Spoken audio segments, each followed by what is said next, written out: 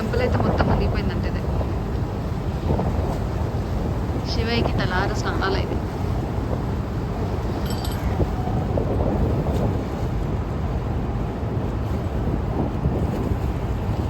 So ఇక్కడ నుంచి last 2 స్టెప్పులు తప్ప మిగతా వాటర్ అంతా పోయిందంట.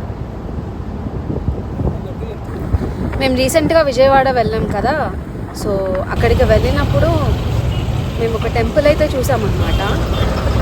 శివయ్య టెంపుల్ అనమాట, అంటే గాడ్ శివ టెంపుల్.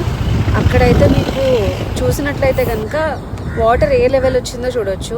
టెంపుల్ ఎంత డౌన్లో ఉందో చూడండి. ఇక్కడ నుంచి పైన లాస్ట్ స్టెప్ వరకు అయితే వాటర్ వచ్చింది. ఫుల్గా నిండిపోయినాయి వాటరు.